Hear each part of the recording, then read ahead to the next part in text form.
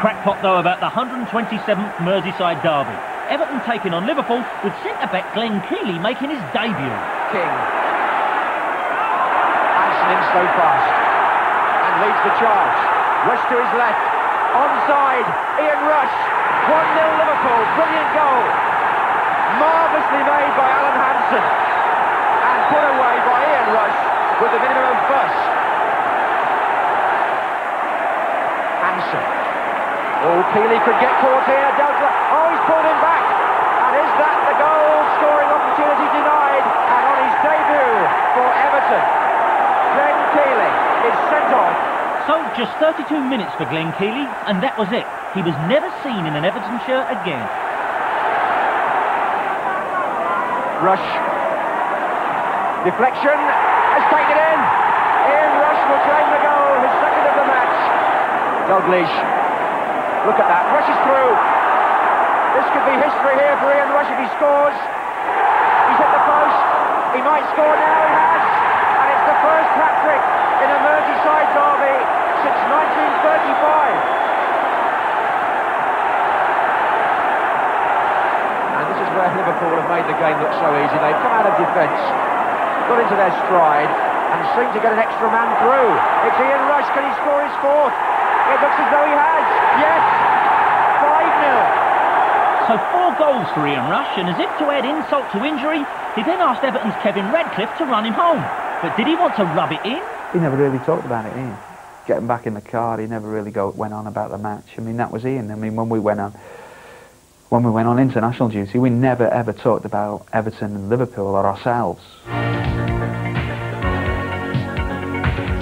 You've got to make me an offer that cannot be ignored.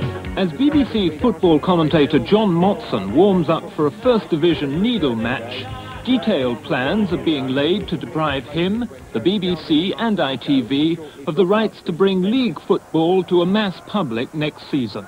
The problem was sponsorship, not the billboard variety, but something new and evil. This was just the last straw. Yep, sponsors' names on shirts, whatever next. TV, of course, said it would not and would never tolerate sponsorship, even employing a bloke to take away the offending articles before cameras rolled. I mean, this was a serious business. What are we to do about things like font sizes? The current Football Association regulations only allow for a clothing manufacturer's trademark or name, and here's one of them, to be no bigger than 2.5 square inches. One company even tried to outbid BBC and ITV with a plan to show matches live in pubs. But everyone agreed that's just a pipe dream. Meetings went on all season, with the problem causing a fuss worthy of the European Commission itself. But then, flash, the sensational outcome. A short while ago it was announced that a new deal has been agreed between the Football League and the television companies for showing soccer next season. This time, shirt advertising will be allowed, limited to 16 square inches on each shirt. Lettering will be kept to 2 inches high or smaller. We were saved, and football was back where it belonged on all the channels. Or rather, both channels. What's ITV now? No, all right, I'll switch it over.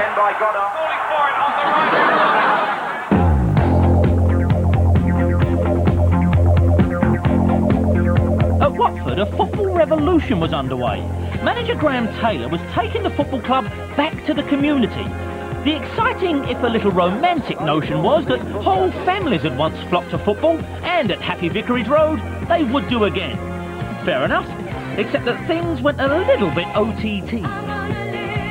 Now that I'm at Liverpool and everything that's happened, and it's 17 years later, I look back and I just think this is the most outrageous thing that has ever happened. The football club had to put on a show for the fans, and we had to put on sketches, we had to put on dance routines, we put on a Graham Taylor This Is Your Life, when I had to dress up as a pregnant woman and pretend to, be his long-lost lover from whenever, and that is the relationship that we had with the fans. Now that might be quaint for the basement of the league, but Watford had not only just won promotion to the First Division, they were storming its citadels, even at one stage leading the league. Here's a match of the day, Watford v Brighton. Turned nicely past Gatling. Is it a penalty? It is.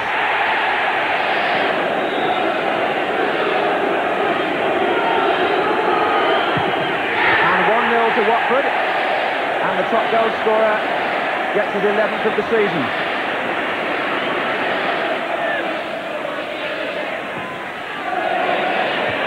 Oh, a chance there, turned in by Barnes. Turned in by John Barnes. they push forward from midfield. They're onside. Les Taylor. Lovely little lob, and it's there. You couldn't argue with results, but Watford weren't alone in being direct. Their critics went for it too. Graham Taylor is a Svengali. Is he? Offside, yeah. And he believes in the old-fashioned approach to the game. Right. Short haircut and the long baggy shorts right down. No. He's an old-fashioned style of play. Yeah. Graham believes in getting his players into the box. Yeah. And concentrating on those long balls. Yeah, sounds as if he needs them long baggy shorts right down below the knee. Of course, what we did do, we speeded the game up. People talk about long ball, and basically they don't really know what they're talking about. We knew exactly what we were doing, and what we were saying to the very best clubs, we will challenge you to play well. We will challenge you to show us how good you are. Now, we knew this, that if they then accepted the challenge and showed us how we could get our bottom smacked. And if anyone was going to smack the bottoms of the whippersnappers from Watford, it would be Liverpool. Elton John was in attendance as Dalglish and Rush shaped up against Kick and Rush.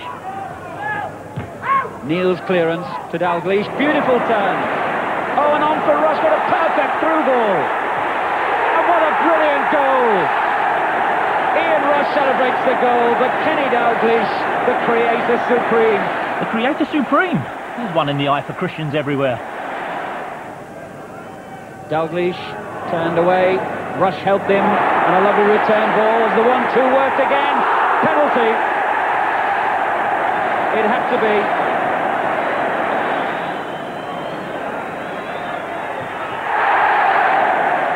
And a sweetly struck right foot penalty by Phil Neal extends the Liverpool lead. I think that, we were comprehensively beaten in that game.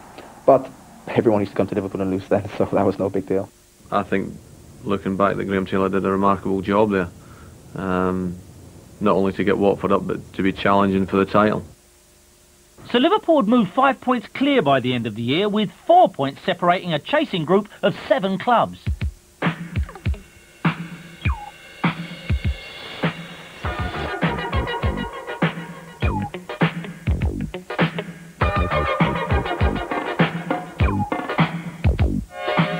Years ago, this ground used to have 35 to 40,000 people in it. Where have they all gone? 22,000 season ticket holders at the time. They're not dead. They're still in Derby. They're still around. We've just got to win them back. It's like a jungle sometimes. It makes me wonder how I keep from going under. It's like a jungle sometimes. It makes me wonder how I keep from going under.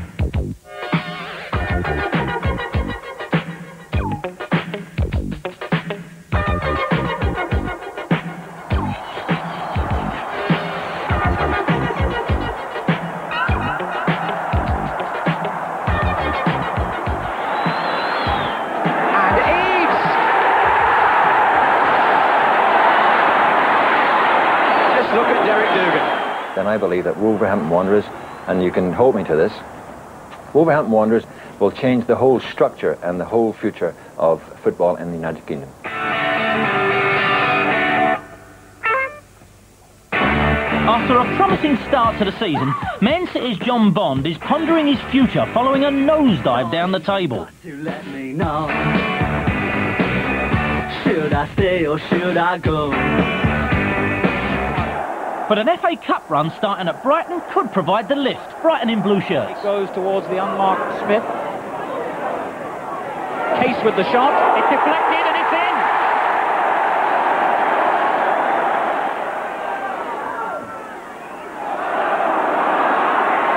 Good ball infield to Ritchie again. And a fine shot. Smiling must score. And has.